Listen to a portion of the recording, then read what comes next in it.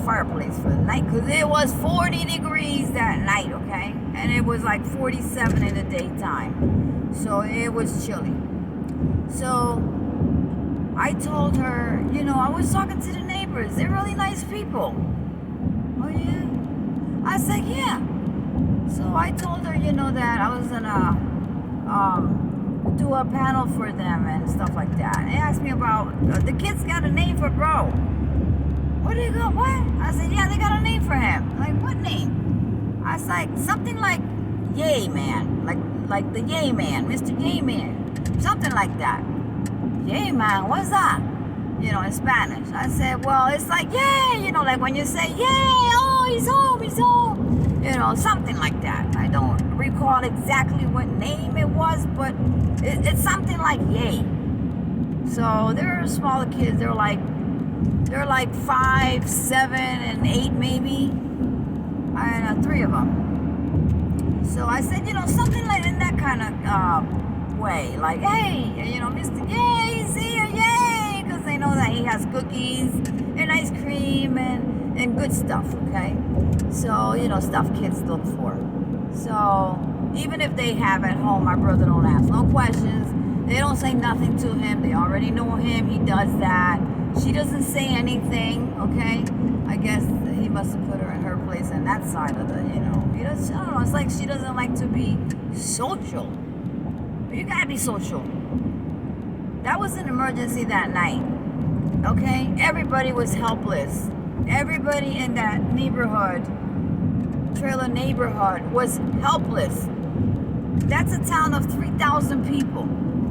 So everyone should know everyone. Everyone should know who lives next to them and the one next to them. And you walk around and you make conversations and you get to know the people around you. You may not get to know everybody all in one, in no time, but you will get to know this one next door and the one across the street and the other one on the other side of the corner and the other one down the other street. Hell, I would have known everybody by now if I lived there. So anyway, I told her that, right? And I told her, listen, well, if you have an emergency or something like that, my brother's a paramedic. I mean, he used to, but he's up to date as paramedic. And she was like, oh, anything. And if he's asthmatic or something like that, or you need liquids or something, when you're coming from New Jersey, I see your plate. I was like, yeah. And she said, well, if you need anything, like the liquids, or you forget something, just knock on my door and I'll give you some. I'm like, no, I always carry with my stuff when I travel. But if I do, I'll keep it in mind. And the same thing here, okay? I leave stuff here also, so in case I forget, I have it here. So, especially, nebulizer liquids. And so if you need any and you run out, okay, just let my brother know or his wife. And, so, his wife, my brother's wife is going to yell at me. Why are you going to be telling people our business? What? Why are you going to be telling people our business? I don't let nobody know in my business. Why you got to tell them their business? I'm like, that's not telling your business. That's being friendly. That's offering help just like they offer help to y'all. I don't live here. I'm not the one that lives here. You're here every day. You don't talk to them? No, we don't. I don't. Louis, he's the one that brings some food, does it, does that. I'm like, well, what's wrong with that? What's wrong with that? No. You don't gotta be going telling people the business. So later on, I didn't say nothing. I just ignored her. And I just ignored her and just played it out, So I'm saying to myself, I know they're fixing the house and this and that because she said, well, I told my brother. Later on, I pulled my brother to the side. I waited for an opportunity, the right opportunity, away from her where she was busy. And I pulled him to the side and I told him, bro, I gotta tell you something because I don't want to go home, tomorrow, whatever, Monday, and have this thing on my mind. He's like, what's up, sis? I'm like, this happened and we're chatting. The guy next door, first of all, before I forget, I told him, you know, his job, his main job is to knock trees down. So I told him, whoa, that's nice, you know, because he was telling me, he saw me cutting with the machete, you know, little, you know, pieces of grass around your house and stuff. And he saw me and he said, you know, that tree over there is very dangerous, it's dry, you know, he needs to get that tree knocked down. And so I told him, oh, okay. Well, I'll let him know. I'll let him know when you get back. And so he told me that that's what he does for, you know, that's what he does for a living, is cut trees. Him and his brother, but his brother lives elsewhere, and they have all the equipment to chop down any tree and get rid of it. And so before I forget, I told him, you know, I just wanted to tell you that the next door neighbor, that's his job. And so you have someone next door that can help you out with these trees.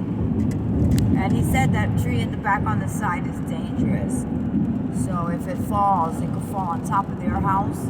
It could fall on, the other one can fall on top of your house. And it's all dried out, even though some branches do have leaves, but you gotta cut them down. You gotta get rid of them 2 trees and you'll be fine. The other trees are fine.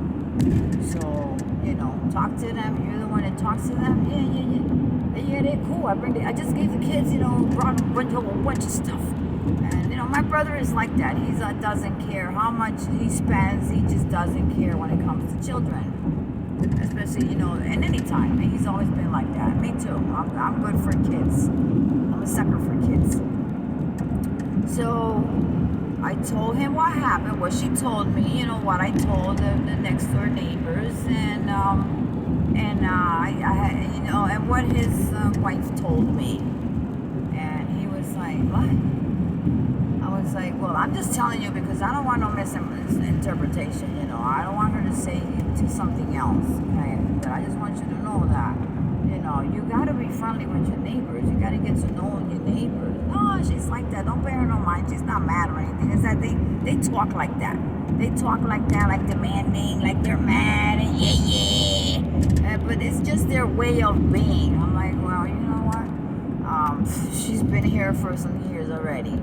So I think it's time for her to change that crap, okay? Because if you want to live rich and have everything in power, then she should have married a lawyer or a doctor or somebody like that, okay? I know you don't have all the luxuries, but you have the basics. You got the foundation. And if those people, if they don't understand that, then they're in the wrong spot. I mean, now I'm trying to get in your business, okay? But I'm telling you, bro, this is your life. You know, I'm only here to visit and see you. I love you, my dear bro. And I love her a lot, but there's just some ways that she comes out of sometimes, and I don't like that. I don't like that, so I just wanted you to know anyway. Nothing, you know, nothing big happened. Nobody's mad at nobody. Maybe she's mad, but she's playing it off, but I'm not going to get mad because I know I'm right.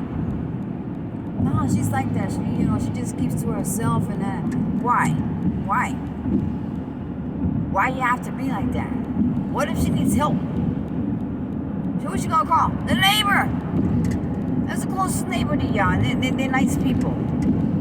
Okay, so and they're happy. They even told me they're happy that you're the one that bought the house because the one that had it, there was garbage all over the place and all kinds of mess all over the place. And it was coming in and coming out, transaction place, and they just didn't, you know, they were going crazy. So, and the cops were always there. And ever since y'all moved in, cleaned up the place, tidied up the place, okay? I know you got a lot of repairs to do, but you know, little by little, everything, Rome wasn't made in one day. That's what I told her. And she needs to know that. And you can't kill yourself working because you got health issues. You can't kill yourself working because she wants this and she wants that, and in their country they live like this and they're so professional and all of this crap. Well, what the fuck they doing over here? Okay, I mean, I don't want to cuss, but yeah, guys, ain't that the truth?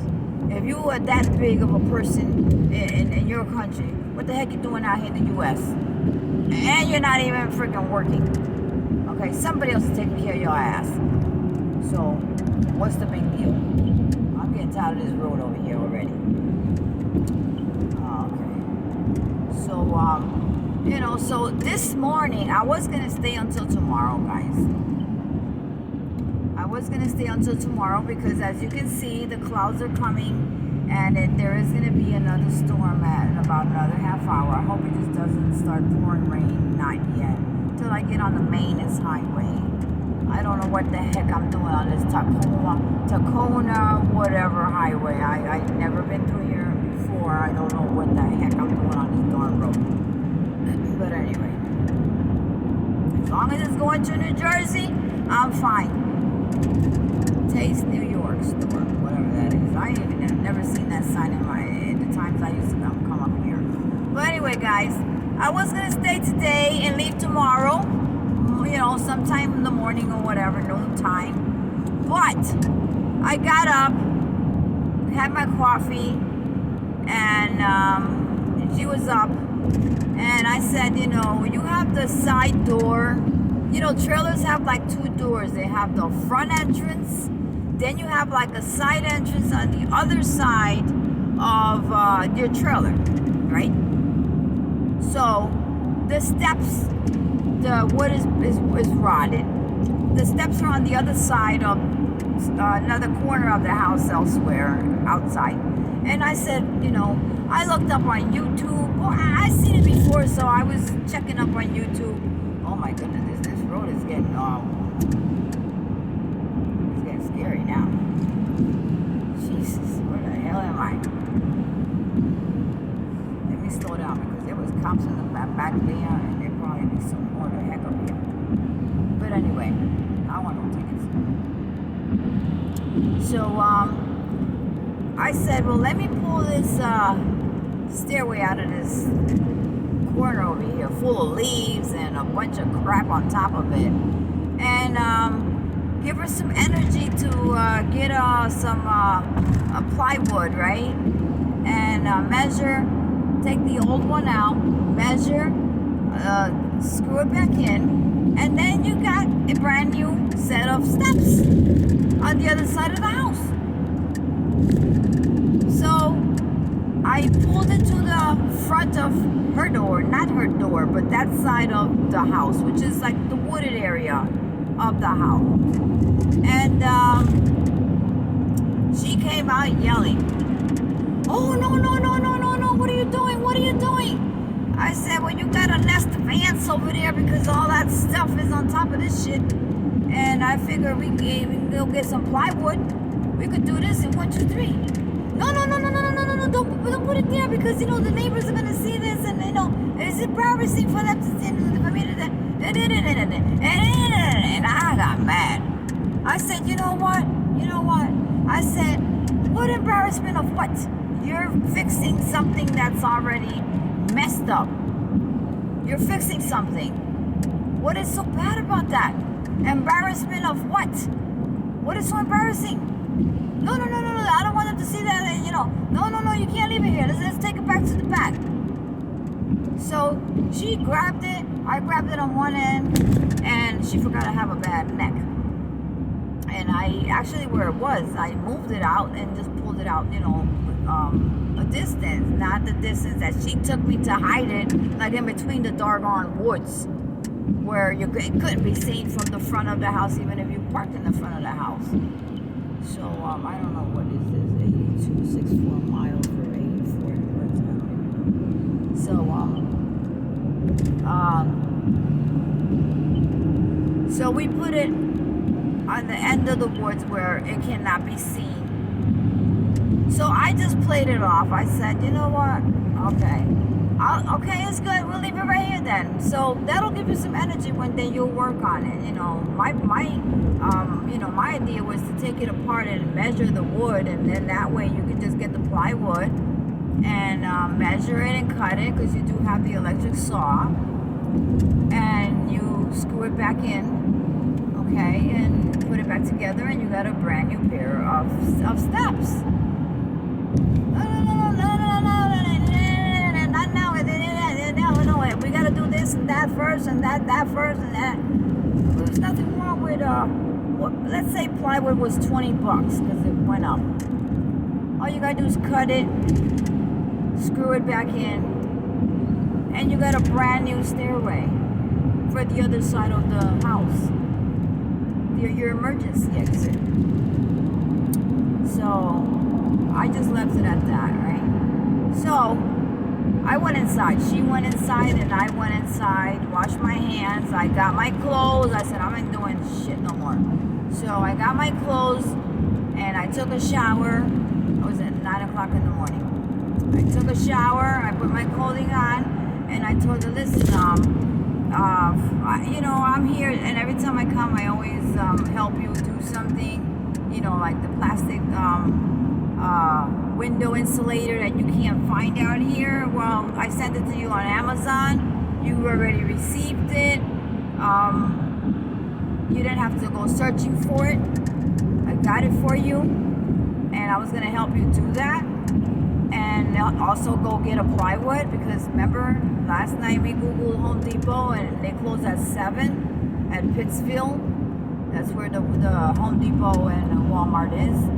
And so I figure early morning, I would go get, we would go get the plywood and help you do that in 1, 2, 3. And you can just finish it later if you want it or whatever. And then I would help you do the window insulation that you wanted. But since you're living off of embarrassments, then I'm going home. I told her just like that. I'm just going home. What am I going to do here then? I'm not going to sit around. I'll sit around at home and watch TV at home. I come to help you because whatever I can do, brother works a lot. He doesn't know nothing about this. So everything is paying somebody to do this, paying somebody to do that. And if my brother says, can you put a lock on my door, a new lock on the door? If you get somebody to put a lock on the door as an example, well, how much is a new lock gonna cost you? Maybe like $15, $20, less than that, you can get it. And he gets somebody and says, listen, I don't know how to deal with this, but can you do it for me? How much you charge for this? And you tell my brother, I'll charge you $100 to put it on. My brother will give you $125 because he doesn't know about construction. So I'm there. I put insulation on her windows and some of her windows last year for the winter time because the cold was eating her behind up in the house. And that's why she wanted. She didn't know anything about that insulated plastic. I said the windows are warm. They stay warm. The glass is cold, but no filtered air is going to come in through the windows. And it didn't. So she wanted more. She's preparing for this winter. So I was going to help her do that and go get the plywood and do the stair. And then I would chill and leave tomorrow, Monday morning. What? Do that. The storm was coming today at 5 o'clock this afternoon, which is almost about that time. It's 5 o'clock right now, and here's the traffic. So, guys, I have to get to I-84 in about 2.8 miles. I want to get out of this road into the main highway because there is nothing around here in case of an emergency. So, I took a shower, I put my clothes on, and I didn't do nothing else. Nothing else. I started putting my bags in my car, and she was like, wait. Don't leave, I'll leave tomorrow. Leave tomorrow. I said, no, I'll leave now before the storm comes down. As long as I'm out of this town, out of this neck of the woods, of the mountains, I'll be fine. As long as I'm in the highway, a main highway, I'll be fine. If I have to sleep in a truck stop or a gas stop or some stop, I'll be fine. But up here, I'm not going to leave at 5 o'clock or 6 o'clock because I don't know. It'll be dark and I get a storm out here, I'm not gonna go through what I already went through, and I'm not gonna forget about that for a long time, which is true. Every day I think about that. Right now I'm thinking about that because I'm looking at this a little drizzle here, and this road with no service stops around anywhere. I don't know how the heck I wound up in this darn road, but it's taking me to the main highway. So guys, that's some F up thing, to be doing when you're trying to help and they don't appreciate your help. That's called, they don't appreciate your help, okay? They want everything, somebody to pay somebody else to do stuff when, you know how to do stuff, but you just, got lazy down waiting for someone to pay to get jobs done when it just takes nothing to get it done. So I know she mad at me.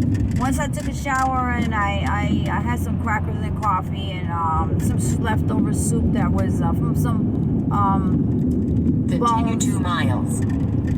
bones that I had bought up here that she don't find up here. There's type of meat of some type of bones. They have a lot of collagen. Is that how you say it? Yeah. So she made a soup with that, and it was leftover, and I had a bit of that, and then I was ready to hit the road. So she was like, "No, don't go." But then she was bringing the bags to me. I said, "No, after I eat, I'll be leaving." And she, "Oh, don't forget, you left the things in the bathroom with your toothpaste and your stuff." Now I knew I had to leave. Okay, that's throwing you out. Am I right or wrong, guys? Put a comment on that. That's actually like get it, like go, go. Go, 'cause you're too much. You're too much. Am I too much? No, I'm not being too much. I'm just maybe too much to handle because I'm a people person, and because I don't need a man to get stuff done. Okay, there's books, Home Depot, Home Improvement. There's YouTube. YouTube is free, and you can watch it over and over and over and over and over. I did the solar power box. I gave one to my bro. My bro hooked up his van.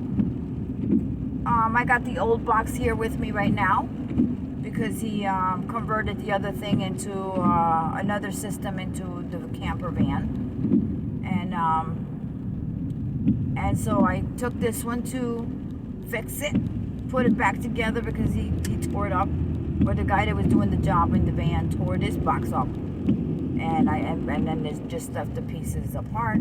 The batteries are there. They're probably dead as heck because it was sitting in the closet. So he gave it to me to, he says, "Oh, I told him when I come back, I'm going to bring him the power box." "Oh, you did? Wow, you're going to charge him?" "No. I told him that I ain't got to give me a dime. So I'll come even if it's just to drop it off." He was like, "Oh, sis, that's nice of you. You never change. You never change, sister." I'm like, you know me. I'm just one person. I can't be one thing now and another thing later. That's just me, bro. You know me. So he was like, "That's nice of you. They're nice people, They're nice people, sis. They're nice. They're really cool. They're really nice, I bring the kids this and this and that." I told him, "Yeah, they got a name for you." "What?" I said, "Yeah, like Mr. Yay or something like that. When you see them, let's see what they call you." He was like, "Oh," so he started laughing. That's cool. "Nah, sister, they're nice people. I bring them stuff, and it doesn't matter to me, I said, "Bro, you have a good heart. You have a good heart, brother." So he was like, "You do too, sis." So when I left, my brother called me. She called my brother that I had left. So my brother called me. He's like, "Sis, why you told me?" I said, "Yeah, I left because I didn't want to get caught up in the storm." Oh God, what is traffic out here? I don't want to get caught up in that storm and stuff that's coming out here tonight, So he was like, "Well, okay, well, you did a good time and you left at a good time." Oh, I see 84. Oh, thank God, I see 84. 84, great. So, I told him, yeah, bro, I left because I tried to fix. I told him I took the stair away from the corner where it was, and I cleaned it up a little bit, and I placed it on the wooded area over there. Next time I come, if you have the plywood, or I'll get the plywood, we'll fix it up little by little, bro. But it's gonna rain anyway. What can you do? So he was like, when you get home, let me know when you get home, okay? And so I know you're home safe and whatever, all right? So I was like, oh, don't worry, bro. Once I hit that highway and get on the main road, it doesn't matter to me. Okay, up your way, it's a different story. So he's like, all right, sis, just call me when you get home. I'm gonna stay tuned to the phone. The only thing with the phones, guys, in half a mile, better ride onto the I-84 West, Newburgh, and enter the freeway. the only thing bad about that area is that he has internet service, no cable, because he has the that Roku TV, whatever. The only thing bad about up there, even if you pay for internet, there is no signal. There's no signal. I had to drive 3 miles up his road. In 1/8 of a mile, better ride onto the I-84 West, Newburgh, and enter the freeway. I had to drive 3 miles, guys, and pull over in order to get signal. The Garmin, because if my phone fails, Garmin does not fail. So I did not want to take those back roads. So the day before yesterday, when we came from Virginia with him, there was a Love's truck gas station not far from his house, without taking the back roads. I'm like, yo, whoa, bro, hold up, bro. How did you get up here? 16 miles to exit 7A, I-87 South. How did you get up here without going through those woods and hills and an hour and a half of hills and hills? How did you get here from here to your house? Oh, sis, you must have took the back way. Oh, there's a back way. Okay. So it's saved to your phone. So every time you travel, it's gonna take you through that way. So whenever you're gonna leave, put on your GPS, Love's gas stop in Canton, New York, and then from there it's Highway 90, and then from there you won't go down those back roads. You get to the highway, which is the road I just left over there. But I must have did a wrong turn, because I never seen that road before. I went from the main highway to this main highway to Route 78, and then down 78 78, 87 or something. Yeah, from this one to 87 to 287, and that's where I went to. So anyway, then down to 440 towards the Outer Bridge Crossing that goes to New York. So I live right